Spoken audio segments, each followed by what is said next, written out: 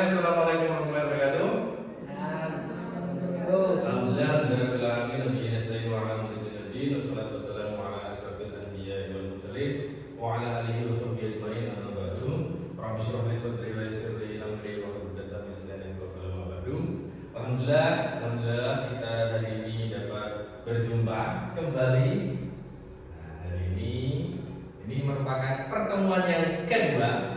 Setelah pertemuan pertama kita membahas tentang bagaimana istilah dari fikih siasat baik secara bahasa maupun istilah-istilahnya yang ada di beberapa buku-buku yang sudah kita sebutkan kemarin. Kita masuk di materi yang kedua. Oke, siap semua? Siap ya. Oke, meskipun panas begini kita harus semangat ya, meskipun ngantuk-ngantuk sedikit saja kita akan mengkaji hari ini tentang objek kajian. Juga beberapa nanti kita akan sedikit jelaskan terkait pembagian fikih siasat seperti apa, lalu HAM hak asasi manusia yang ada di fikih siasat nanti ada apa saja. Nanti akan kita lihat sama-sama, kita belajar bersama-sama ya. Oke, mungkin sebelum kita mulai bersama dengan baca al-basmalah. Bismillahirrahmanirrahim. Semoga apa yang kita pelajari bisa bermanfaat. Baik, mungkin langsung saja. Nah, ini. Oke, teman-teman. Objek kajian daripada fikih siasat di situ ada 3. Ya, mungkin yang dari pondok-pondok sudah ada yang pernah mempelajari ya. Ada yang mempelajari apa, dari kitabnya apa, dari sekitarnya siapa itu kan. Oke, objek kajian dari fikih siasat itu ada 3. Yang pertama adalah siasat dusturiyah, yang kedua adalah siasat maliyah, yang terakhir di situ ada siasat dauliyah. Meskipun dalam pembagiannya itu banyak sekali, teman-teman nanti mungkin bisa melihat dari beberapa buku, kok yang saya baca kok berbeda dengan yang dibawakan dalam mata kuliah ini. Nah, ini itu tentu bisa menjadi sebuah diskusi menarik untuk lanjutan seperti apa kita bertukar pikiran. Artinya apa? Ini adalah pembacaan saya terhadap beberapa buku yang sudah saya kaji. Di sini saya mengambil objek kajian dari fikih siasat ada 3. Mungkin nanti ada beberapa perbedaan pendapat, tapi setidaknya di sini siasat dusturiyah itu tentang apa? Tentang hubungan antara pemimpin dengan rakyat, kelembagaan dalam masyarakat.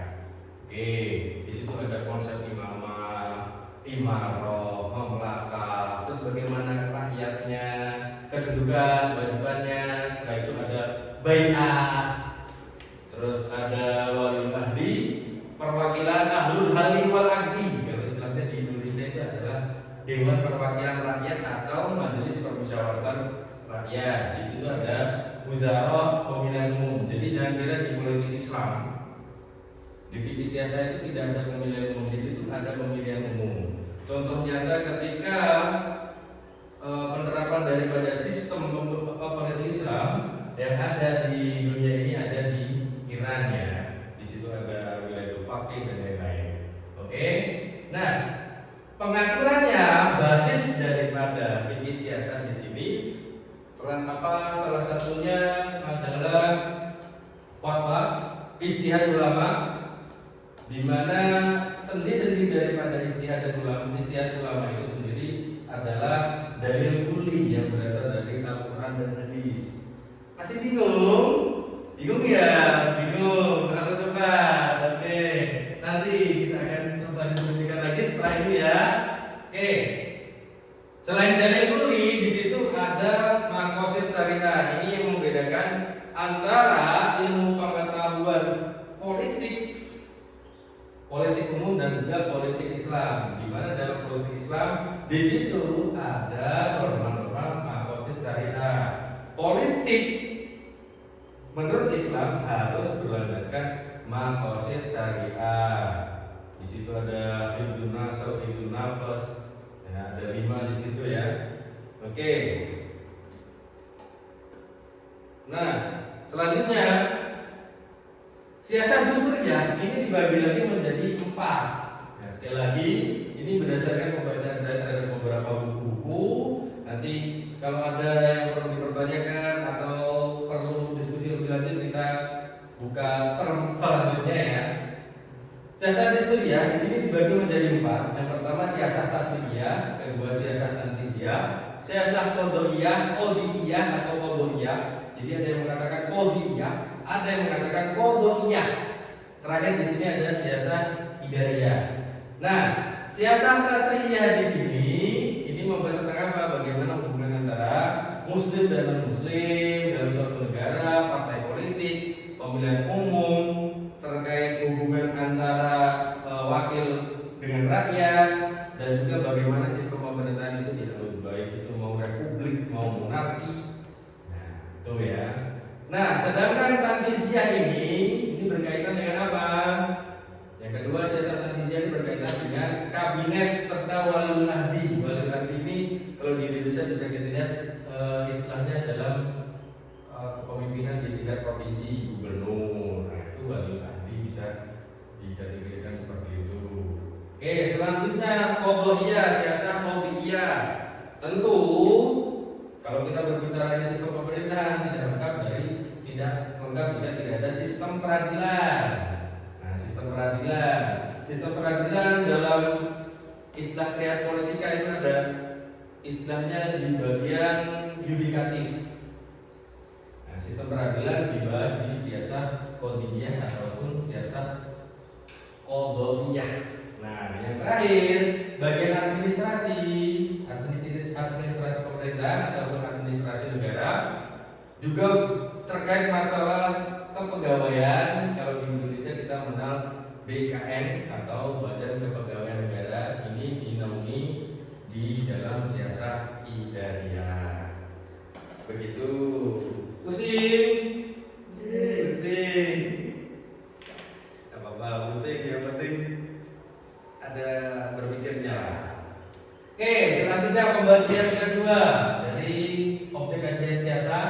Yang pertama tadi sedikit kita singgung tentang siasat itu Suriah. Yang kedua kita singgung tentang siasat maliyah. Sederhananya siasat maliyah ini siasat atau bidang bidang fikih yang menaungi masalah politik ekonomi. Terus bagaimana kepemilikan dari badan usaha negara, aset negara, terus pengelolaannya seperti apa.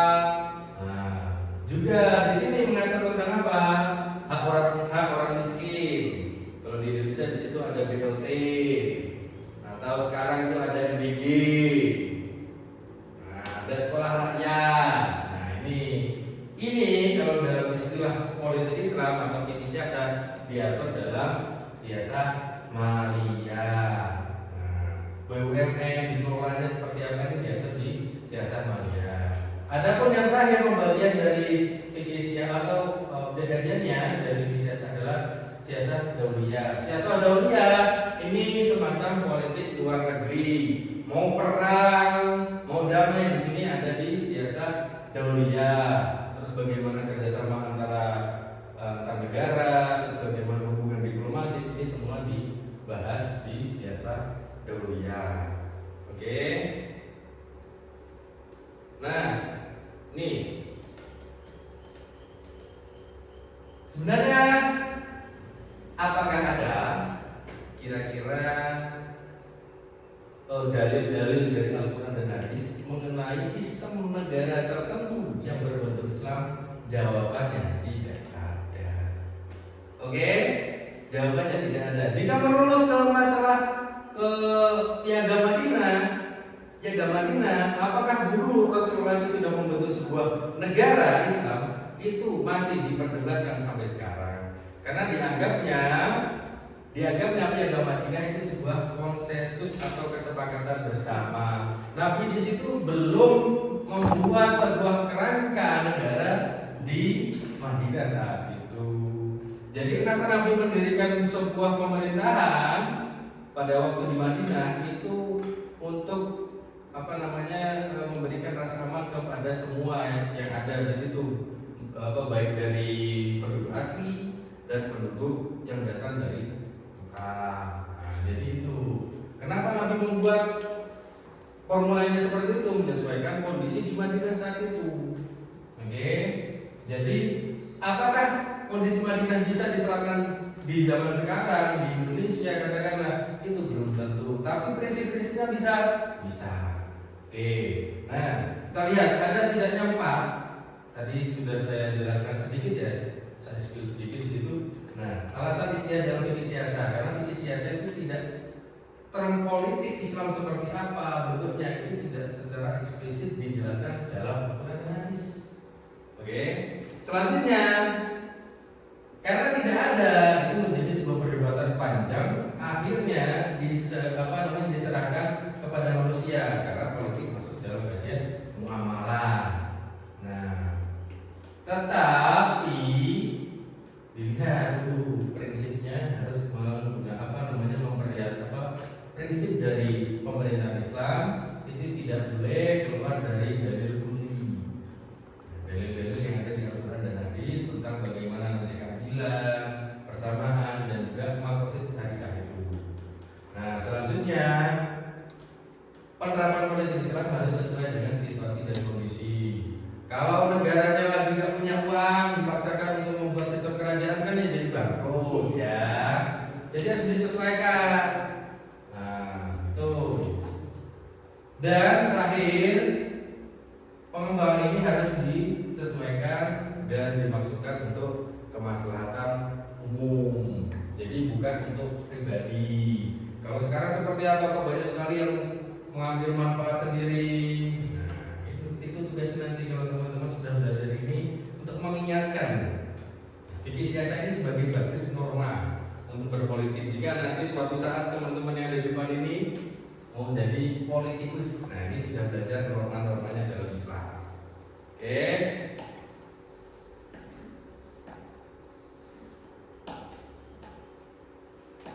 Nah, hubungan dengan ilmu lain, kegunaan dulu.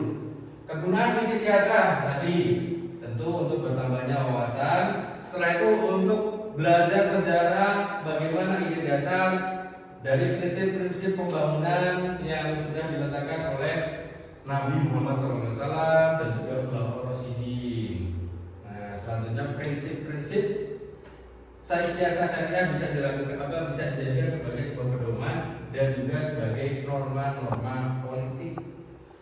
Nah, selanjutnya tentu berbicara tentang Al-Quran dan Hadis, kita bisa melihat bagaimana kajian Al-Quran dan Hadis. Terus bagaimana mempelajari jatuh bangunnya dari dinamika kepemerintahan Islam yang ada di dunia ini seperti apa, nanti bisa dijadikan sebagai diskusi akademik. Dan juga terakhir kita bisa mempelajari bagaimana pemikiran tokoh dari politik Islam. Di situ ada Mawardi, Al-Maududi dan seterusnya. Oke, tentu fikih siasa itu tidak bisa berdiri sendiri, punya keterkaitan dengan ilmu-ilmu lain. Di situ pertama ilmu fikih ya. Kalau ilmu fikih tentu kita sudah tahu bahwasanya fikih siasa sendiri merupakan cabang dari fikih muamalah. Usul fikih untuk melihat kaidah-kaidahnya diterapkan dalam sistem ketatanegaraan dan politik Islam itu seperti apa. Ilmu tafsir, kita tidak bisa lepas dari ilmu tafsir. Karena kenapa? Ilmu tafsir ini yang nanti membantu kita untuk melihat dan mengkaji beberapa ayat-ayat Al-Quran yang sesuai dengan prinsip-prinsip dari politik Islam.